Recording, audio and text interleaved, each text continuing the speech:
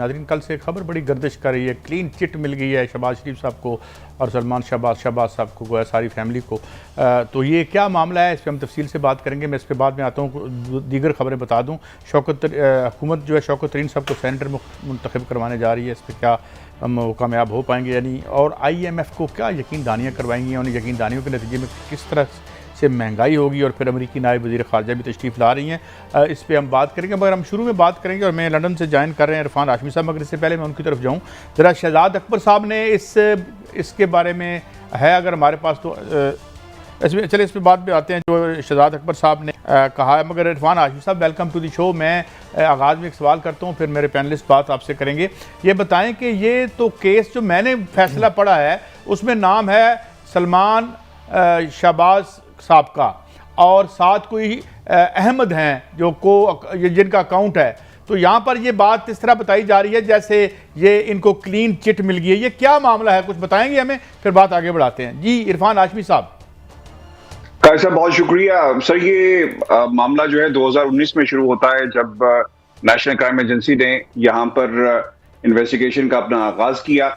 और भाई साहब, हमें याद रखना होगा कि जब भी नेशनल क्राइम एजेंसी किसी भी किस्म की कार्रवाई का आगाज करती है तो उसे अदालत के पास जाना पड़ता है कि हम किसी शख्स के अकाउंट को फ्रीज करना चाहते हैं, मुंजमद करना चाहते हैं, हमें इजाजत दी जाए।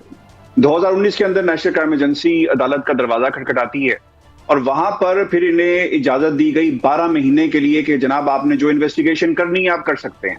और फिर नेशनल क्राइम एजेंसी ने 4 मौकों पर इसे एक्सटेंड किया है, यानी दोबारा अदालत के पास गए, पूछा कि जनाब हमें मजीद वक्त दरकार है, फिर इसके ऊपर डेलिब्रेशन होती है, इजाजत ली जाती है कि कहीं आपको कोई इतराज तो नहीं, यानी सलमान शहबाज को कोई इतराज तो नहीं है। फिर उन्हें क्लियर दोबारा जो है वो कहा जाता है कि ठीक है आप इन्वेस्टिगेशन अपनी जारी रखें। तो ये 4 मौकों के ऊपर इन्वेस्टिगेशन 2 अकाउंट्स का जिक्र किया गया है। अच्छा, एक मिनट मैं यहाँ आपको रोकूंगा इरफान हाशमी साहब, क्योंकि अभी मेरे ये शहजाद अकबर साहब का शॉर्ट सुन ले, इनका क्या नुक्ता नजर है, फिर बात आगे बढ़ाते हैं। सुनाइए जी। कॉस्ट के ऑर्डर तब होते हैं जब आप किसी के साथ गलत या नाइंसाफी करें। इस पूरे ऑर्डर के अंदर शहबाज शरीफ का नाम नहीं है। शहबाज शरीफ को किसी चीज में एक्विट नहीं किया गया है। एक एसेट फ्रीजिंग ऑर्डर का खत्म होने को ऐसे बनाकर पेश किया गया कि शहबाज शरीफ को बर्रियत हो गई है मनी लॉन्ड्रिंग की केस के लंदन में। जी हाशमी साहब, आपने सुना कि शहबाज शरीफ साहब का तो उसमें नाम ही नहीं है। बिल्कुल सर, ये पूरी एक कहानी है।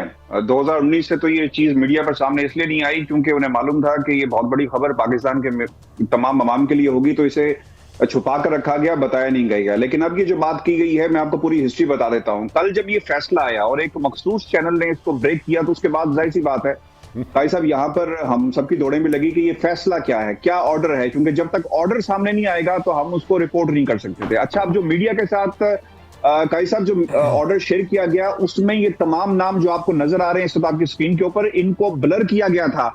शहबाज शरीफ का नाम चूंकि इसमें है नहीं, तो इस बुनियाद के ऊपर खबरें यहां पर फैलाई गई कि शहबाज शरीफ, क्योंकि लिखा होगा सलमान शहबाज शरीफ के आगे मिस्टर शरीफ, तो पता ही नहीं है कि ये शरीफ साहब कौन से थे।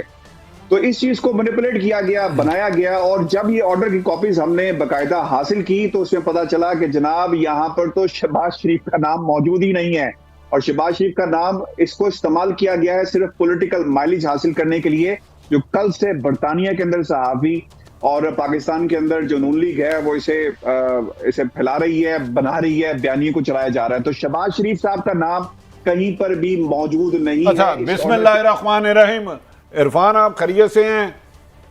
सर अल्लाह का बड़ा ही शुक्र है बड़ी साहब। इरफान, मुझे आपकी गुफ्तगू लाके और मोहतरम शहजाद अकबर साहब की जो मैंने गुफ्तगू सुनी है, लग रहा है कि मुस्लिम लीग का वो साहब है कि दीवानी बारात में बेगाना नाचे। अगर शहबाज शरीफ साहब का इसमें नाम ही नहीं है, उनके खिलाफ कोई इंक्वायरी नहीं हो रही थी, तो आज शाहिद हकान अब्बासी और इतनी लंबी फौज ने बैठ के का शहबाज शरीफ को मनी लॉन्ड्रिंग से बरी भी कर दिया, बेगुनाह भी कर दिया, धमड़े भी डालने शुरू कर दिए। तो क्या ये कुछ सहाफ़ी, जब आप कह रहे हैं कि पहले नाम पे उसको चीट किया गया था, मिटाया गया था, आपका क्या ख्याल है, प्री प्लान साजिश से ये गलत रुख दिया गया खबर को? बट साहब, मैं आपके सामने 3 एग्जांपल्स रख देता हूं। मैं उस हेयरिंग के अंदर मौजूद था जो लंदन में डेली मेल के हवाले से हुई, उसमें भी ये बात कही गई कि शहबाज शरीफ पहला राउंड जीत गए। हालांकि वो हेयरिंग थी कि इस आर्टिकल का मतलब क्या है। हमेशा की तरह खबर को जो है वो गलत अंदाज में मीडिया में रिपोर्ट किया गया। फिर आपको याद होगा जब ब्रॉडशीट का फैसला है भट्टी साहब, उस वक्त भी नवाज शरीफ ने कहा कि आज हम जो है बरी हो गए, कौम के सामने सुरखरू हो गए। फिर काबे मुसावी मैदान में आ गए कि जनाब हम वाकई सुरखरू हुए हैं। फिर एक और खबर यहाँ पे लगी कि एवन फील्ड की जो अटैचमेंट का मामला था वो दरखास्त चूंकि वापस ले ली गई, फिर उसको भी मैनिपुलेट किया गया कि हमें ब्रॉडशीट ने पैसे दिए। तो ये 3 मौकों पर खबर को जो है वो गलत अंदाज में रिपोर्ट किया गया।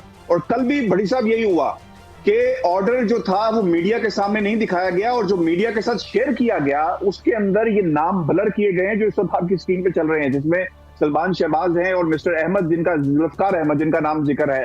तो जो शेयर किया गया, तो सर ये तो बड़ा क्लियर है कि पूरी तरह रिपोर्ट नहीं किया गया। अभी भी मैं मेरे समेत शहजाद अकबर साहब तो बाद में कह रहे थे, मैं खुद ये चैलेंज करता हूं कि अगर कहीं पर ऑर्डर मौजूद है तो आप मीडिया के सामने ले आए। तो इरफान, एक तो ये ऐसे लग रहा है कि लंदन से ये खबर प्लांट की गई, इसका गलत, दूसरा पाकिस्तान में। तो क्या मुस्लिम लीग नून की क़यादत इतनी हकायक से लाइलम है कि शाहिद खान अब्बासी जो साबिक वज़ीर आज़म है और दीगर कायदीन उनके बैठे थे, उन्हें जिस चीज़ को बरी कर रहे हैं शहबाज शरीफ को, वो तो उस केस में एप्लीकेंट है ही नहीं, उनका नाम ही नहीं है।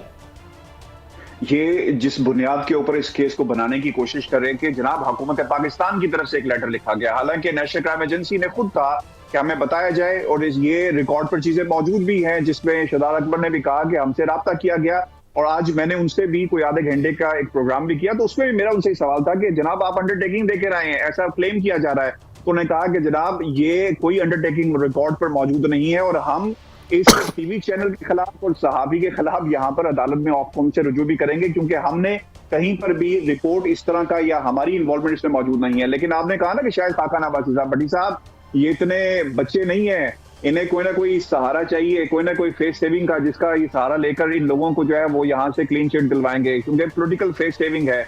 इलेक्शन की पाकिस्तान में एक माहौल बनाने की कोशिश की जा रही है। अवाम के पास आपने जाना है, वहां किस मुंह से जाएंगे, क्या कहेंगे कि जनाब हमारे पे करप्शन के केसेस हैं, सिर्फ इंतजार है, सिर्फ गलत अंदाज से इरफान, मैं कुछ समझना चाह रहा हूँ आपसे, आपकी क्योंकि स्टडी इस केस पे है, क्योंकि हमें कोई फर्स्ट हैंड इन्फॉर्मेशन नहीं मिलती।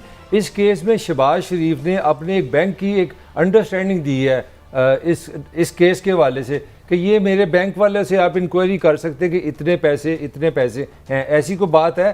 वो इसको इस तरह इंटरप्रेट कर रहे हैं कि जैसे मैंने अंडरस्टैंडिंग दी कि मेरे बेटे के ये जो पैसे हैं ये मेरे बैंक से आप चेक कर सकते हैं। तो जब बेटा क्लियर हुआ तो तालियां लग गई, बाप साहब भी आज़ाद हो गए। इस तरह की कोई है गेम इसमें? कहाँ है वो? ऑर्डर में तो कहीं नहीं लिखा कि हमने इस हवाले से राब्ता किया या कहीं डिटेल्स आई हैं, क्योंकि अगर नहीं, वो आप सही कह रहे हैं। केस में हमने पढ़ा है, उसमें कहीं शहबाज शरीफ का नाम नहीं है, मगर एक अंडरस्टैंडिंग इन्होंने दी है इस केस में शहबाज शरीफ ने अपने बेटे के रेफरेंस से।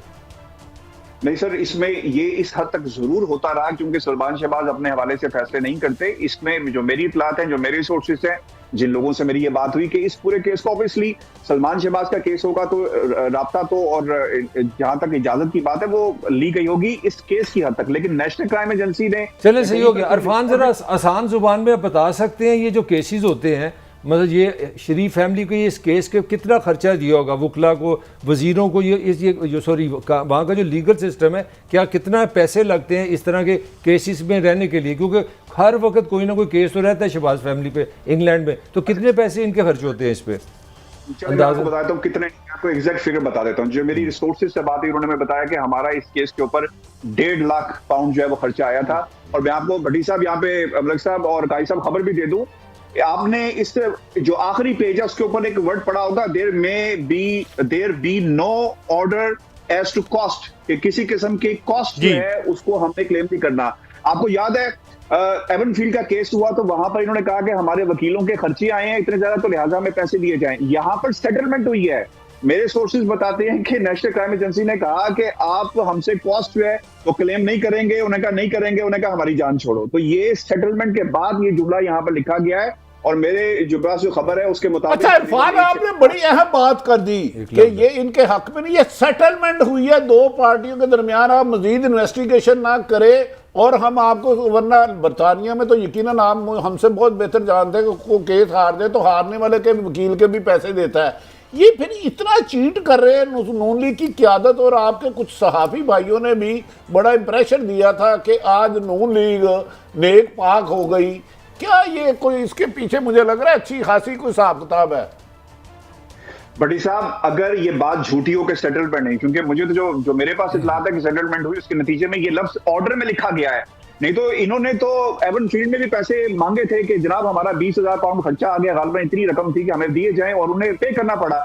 और अगर यहाँ पे अगर 1.5 लाख और 1.5 लाख पाउंड अगर खर्च हुए हैं वकला की फीस, अगर ऐसी ही बात है जिस तरह मुझे बताया गया, तो इसका मतलब है कि उन्होंने इस चीज पे सेटलमेंट की है। और ये जो ऑर्डर में लिखा है, आखिरी जुमला अगर आप देखें भट्टी साहब, उसमें लिखा गया है कि कोई पैसे जो है, there be no order as to cost, यानी कोई भी कॉस्ट जो है वो इस हवाले से कोई ऑर्डर मौजूद नहीं, यानी ये सेटलमेंट हुई है। और अगर इसे कोई चैलेंज करना चाहे वो कर भी सकता है, और अब तो ये ऑर्डर का हिस्सा भी है।